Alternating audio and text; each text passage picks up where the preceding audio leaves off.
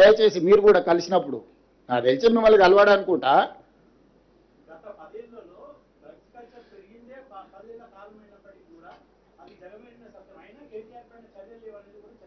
Bus ఏదైనా చట్టం ప్రకారం చేయాల్సిందే. చట్టంలో ఉన్న లొసుగులను వాళ్ళని వాడుకుంటారు. కన్జ్యూమ్ చేసిన వాడు దొరికితే కూడా అతని బాధితుడి కింద చూడమని చట్టంలో ఉంది. స్టేషన్ బెయిల్ ఉంది. ఏం చెప్పాలి? డ్రంక్ అండ్ డ్రైవ్లో దొరికితే జైలుకు పంపిస్తున్నాం. కొకేన్ గంజాయి కొట్టి దొరికితే బాధితుడు కాబట్టి అతన్ని అరెస్టు అటు స్టేషన్ బెయిల్ ఇవ్వమని చట్టంలో ఉంది. మీరు చెప్పండి ఏం చేయాలి? కేటీఆర్ అయినా ఆయన బావమరిది అయినా ఎవరైనా అదే కదా నేను అడిగేది. ఆ చట్టంలో ఉన్న వెసులుబాటును వాళ్ళు వాడుకుంటున్నారు. ఆ చట్టాన్ని సవరించాల్సిన అవసరం ఉంది.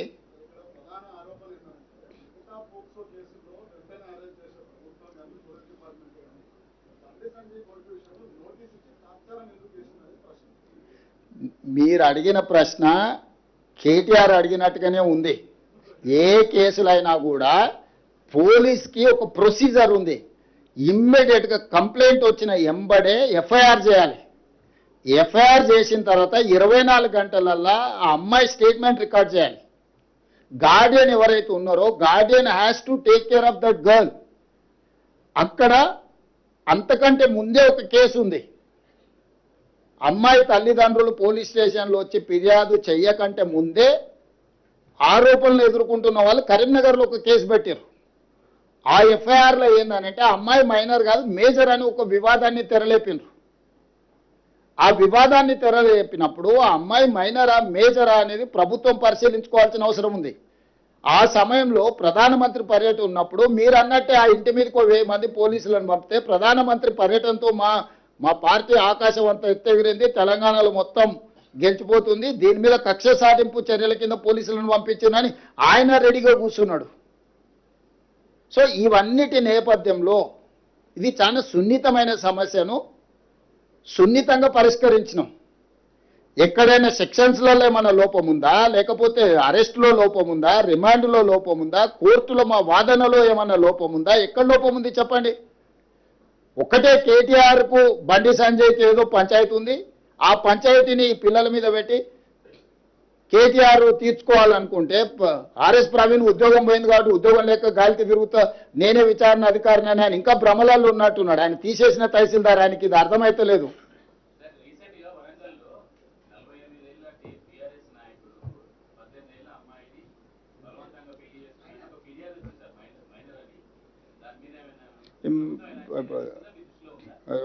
చారి గారు ఇప్పుడే మా దృష్టికి తెచ్చిండు. ఇమ్మీడియట్గా నేను డీజీపీ గారికి సూచన చేస్తున్నా, తక్షణమే చారి గారి ఫిర్యాదు మీద విచారణ చేయించండి. నేను వివరాలు తీసుకొని డెఫినెట్గా చెప్తాను.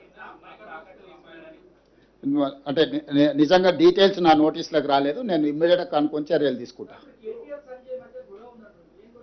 నాకు తెలియదు, ఉందేమో అని అంటున్నా. వాళ్ళిద్దరు ఆయన బండి సంజయ్ అన్నాడు కదా ఏదో నిన్న, అంతకుముందు కేటీఆర్ అన్నాడు కదా, వాళ్ళిద్దరే రోడ్ల మీద తిట్టుకుంటారు. అదే చెప్పిన, నాకేం తెలియదు. వెంకటరాజే తెలియకల్లోడు కనుక్కోవడంలా.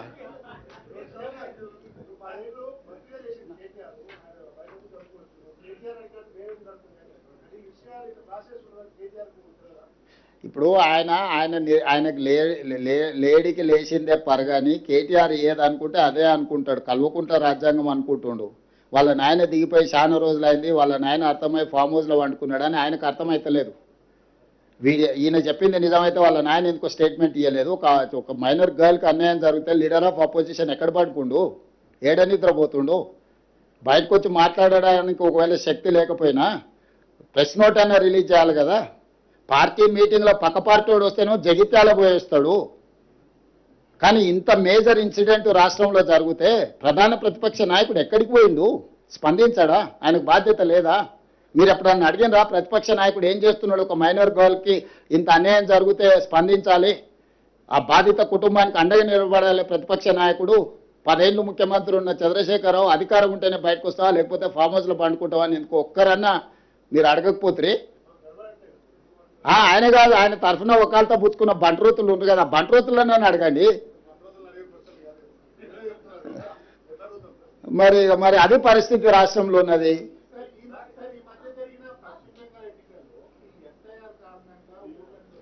ఇక దాని మీద నిదానంగా మాట్లాడుకుందాం.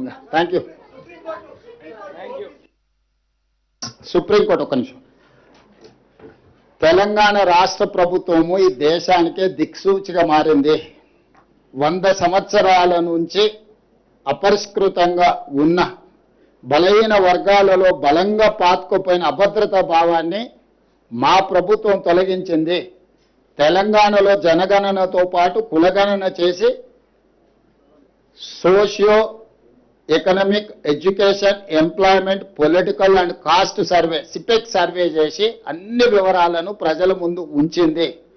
వాళ్ళ రాజకీయ, ఆర్థిక, సామాజిక స్థితిగతులను అన్నిటిని కూడా స్టడీ చేసి ఒక నివేదిక ఇస్తే కేంద్ర ప్రభుత్వం దాన్నే కాపీ కొట్టి ఇప్పుడు జనగణనలో కులగణన పొందుపరచాలని నిర్ణయం తీసుకుంటే సుప్రీంకోర్టుకి వెళ్ళడం జరిగింది. సుప్రీంకోర్టు కూడా తెలంగాణ చేపట్టిన ప్రక్రియను, విధానాన్ని ఆమోదించింది.